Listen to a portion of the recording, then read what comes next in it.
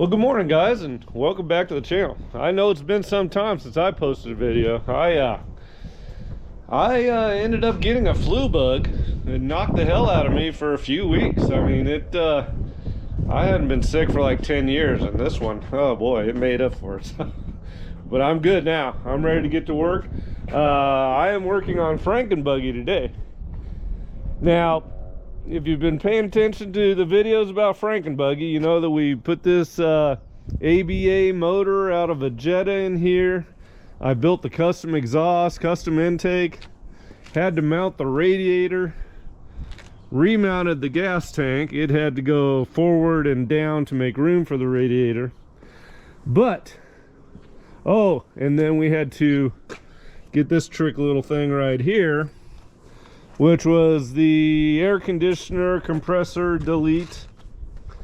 We got other stuff going on. We got to change some plumbing, and I had to do a throttle cable. So I mean, this thing is about ready to go, except for getting the ECU and the ignition and fuel system all squared away, and I got to tie the radiator into it. But what I picked up last week is this.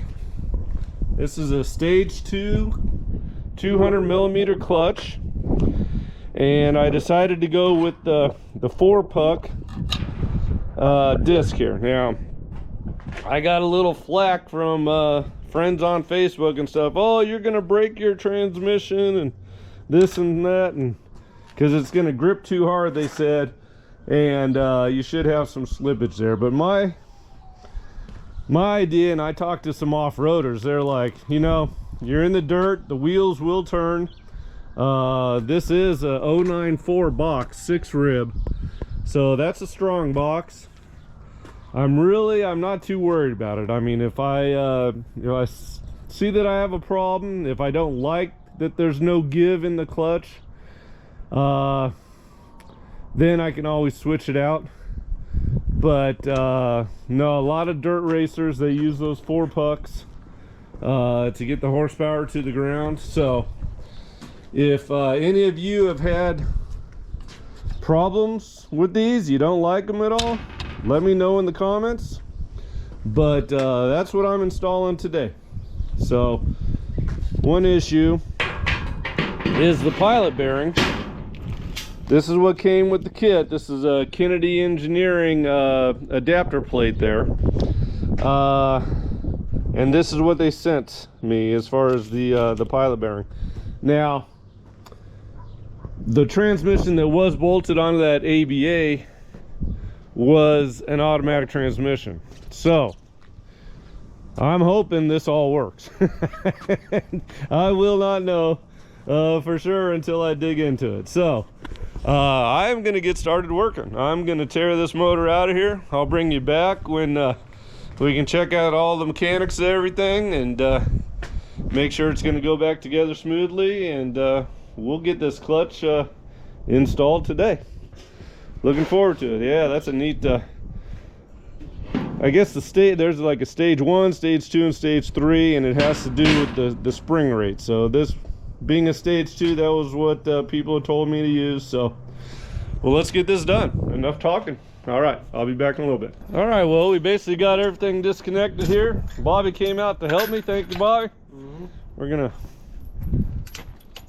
hook this thing up, and there is 2 more bolts to get out of the block there, and then this should be free to come on out of there. Alrighty, let's get this done. All right, guys, we got the motor on out of here, and one of the mysteries is solved. This pilot bearing looks like it's just gonna go right in there where it belongs. Was a little worried about that, but yeah, we're good to go. We're gonna go ahead. We got this special tool. Pound that baby in there. After, we're gonna do a little cleanup work, and so yeah. Now, this end doesn't fit as tight as the normal the pilot bearing that's in the jam nut of the typical Volkswagen, but it's the one that came with the kit, so we're gonna go with it. So here's that tool. Just pound that thing on in there. So we'll get that done. Well guys, I'm just a little bit bummed. Apparently there are multiple options on the size here. This is a 200 millimeter. This takes what they call a 9-inch or a 228 millimeter. And so I am waiting to hear back from the store to make sure I can get the right size clutch here. So we can go ahead and put the pilot bearing in there. That has to go in there, but as far as assembling this clutch, hell, I need the right one. So anyways, hopefully we can take care of that today. I don't know, I'm waiting to hear back. All right guys, we'll be back. All right guys, well, that is it for today, because I have the wrong pressure plate and disc, and I had to order it. Called up Kennedy Engineering, and they're like, knew exactly what I need, and they're putting it together today and shipping it, so it'll be a couple of days. But I did get everything all ready to go here. I got the brand new throttle bearing on there, and I switched out this cone. This thing got eaten away somehow by something that happened. Anyways, I got a good one on there, all lubed up. That's all ready to go. Got the pilot bearing inserted in there where it belongs, and all the screws and the lock washers.